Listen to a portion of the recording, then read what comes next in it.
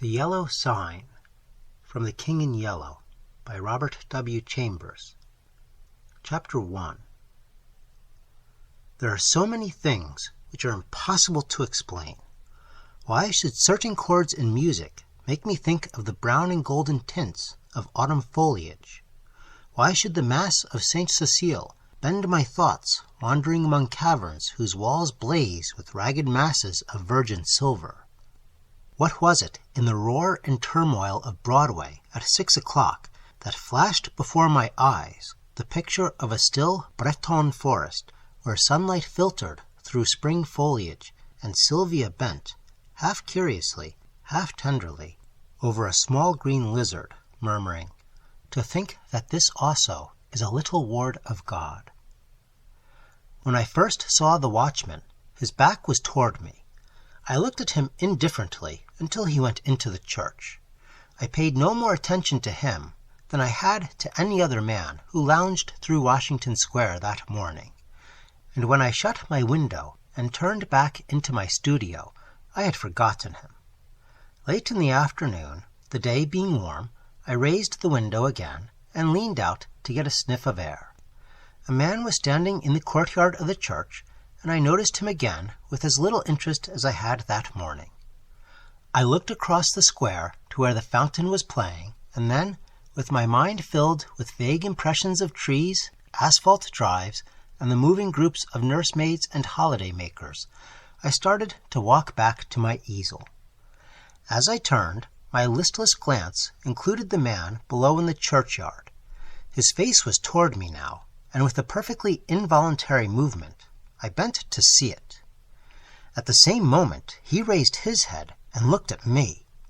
Instantly, I thought of a coffin worm. Whatever it was about the man that repelled me, I did not know, but the impression of a plump, white grave worm was so intense and nauseating that I must have shown it in my expression, for he turned his puffy face away with a movement which made me think of a disturbed grub in a chestnut. I went back to my easel and motioned to the model to resume her pose. After working a while, I was satisfied that I was spoiling what I had done as rapidly as possible, and I took up a palette knife and scraped the color out again. The flesh tones were sallow and unhealthy, and I did not understand how I could have painted such sickly color into a study which before that had glowed with healthy tones. I looked at Tessie. She had not changed, and the clear flush of health dyed her neck and cheeks as I frowned. "Is it something I've done?" she said.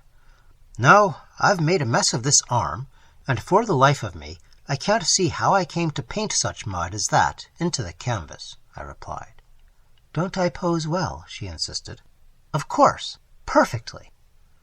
"Then it's not my fault?" "No, it's my own." "I'm very sorry," she said. I told her she could rest while I applied rag and turpentine to the plague spot on my canvas, and she went off to smoke a cigarette and look over the illustrations in the Courrier Français.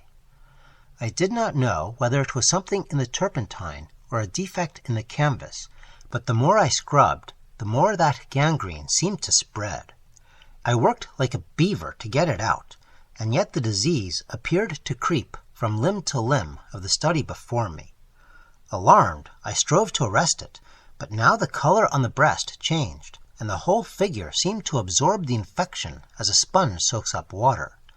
Vigorously I plied palette knife, turpentine, and scraper, thinking all the time what a séance I should hold with Duval, who had sold me the canvas. But soon I noticed that it was not the canvas which was defective, nor yet the colors of Edward. It must be the turpentine, I thought angrily, or else my eyes have become so blurred and confused by the afternoon light that I can't see straight. I called Tessie, the model. She came and leaned over my chair, blowing rings of smoke into the air. "What have you been doing to it?" she exclaimed. "Nothing," I growled. "It must be this turpentine." "What a horrible color it is now," she continued. "Do you think my flesh resembles green cheese?" "No, I don't," I said angrily. "Did you ever know me to paint like that before?" "No, indeed." "Well, then." "It must be the turpentine, or something," she admitted. She slipped on a Japanese robe and walked to the window. I scraped and rubbed until I was tired, and finally picked up my brushes and hurled them through the canvas with a forcible expression, the tone alone of which reached Tessie's ears. Nevertheless, she promptly began. "That's it. Swear and act silly and ruin your brushes. You have been 3 weeks on that study, and now look. What's the good of ripping the canvas? What creatures artists are!"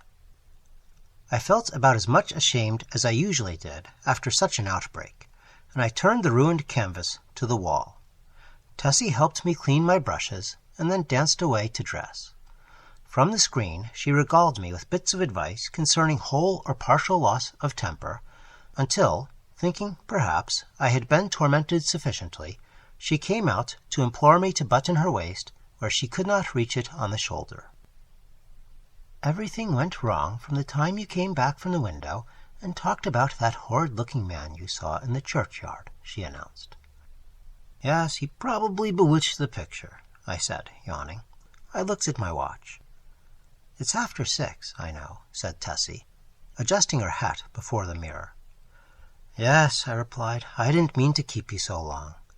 I leaned out of the window, but recoiled with disgust, for the young man with the pasty face stood below in the churchyard. Tessie saw my gesture of disapproval and leaned from the window. "Is that the man you don't like?" she whispered. I nodded. "I can't see his face, but he does look fat and soft. Some way or other," she continued, looking at me. "He reminds me of a dream, an awful dream I once had. Or," she mused, looking down at her shapely shoes, "was it a dream after all?" "How should I know?" I smiled. Tessie smiled in reply. "You were in it," she said, "so perhaps you might know something about it." "Tessie, Tessie," I protested, "don't you dare flatter by saying that you dream about me." "But I did," she insisted. "Shall I tell you about it?" "Go ahead," I replied, lighting a cigarette. Tessie leaned back on the open window-sill and began very seriously. "One night last winter I was lying in bed thinking about nothing at all in particular. I had been posing for you, and I was tired out, yet it seemed impossible for me to sleep. I heard the bells in the city ring 10, 11, and midnight. I must have fallen asleep about midnight, because I don't remember hearing the bells after that. It seemed to me that I had scarcely closed my eyes when I dreamed that something impelled me to go to the window. I rose and, raising the sash, leaned out. 25th Street was deserted as far as I could see. I began to be afraid. Everything outside seemed so black and uncomfortable. Then the sound of wheels in the distance came to my ears, and it seemed to me as though that was what I must wait for. Very slowly the wheels approached, and finally I could make out a vehicle moving along the street. It came nearer and nearer, and when it passed beneath my window, I saw it was a hearse. Then, as I trembled with fear, the driver turned and looked straight at me. When I awoke, I was standing by the open window, shivering with cold, but the black-plumed hearse and the driver were gone. I dreamed this dream again in March last, and again awoke beside the open window. Last night, the dream came again. You remember how it was raining. When I awoke, standing at the open window, my night dress was soaked. "But where did I come into the dream?" I asked. You were in the coffin, but you were not dead." "In the coffin?" "Yes." "How did you know? Could you see me?" "No, I only knew you were there." "Had you been eating Welsh rarebits or lobster salad?" I began laughing, but the girl interrupted me with a frightened cry. "Hello, what's up?" I said, as she shrank into the embrasure by the window. The man below in the churchyard. He drove the hearse." "Nonsense," I said, but Tessie's eyes were wide with terror. I went to the window and looked out. The man was gone. "Come, Tessie," I urged. "Don't be foolish. You have posed too long. You are nervous." "Do you think I could forget that face?" she murmured. 3 times I saw the hearse pass below my window, and every time the driver turned and looked up at me. Oh, his face was so white and soft. It looked dead. It looked as if it had been dead a long time. I induced the girl to sit down and swallow a glass of marsala. Then I sat down beside her and tried to give her some advice. "Look here, Tessie," I said. "You go to the country for a week or 2, and you'll have no more dreams about hearses. You pose all day, and when night comes, your nerves are upset. You can't keep this up. Then again, instead of going to bed when your day's work is done, you run off to picnics at Sulzer's Park, or go to the El Dorado or Coney Island, and when you come down here next morning, you are fagged out. There was no real hearse. There was a soft-shell crab dream." She smiled faintly. "What about the man in the churchyard?" "Oh, he's only an ordinary, unhealthy, everyday creature."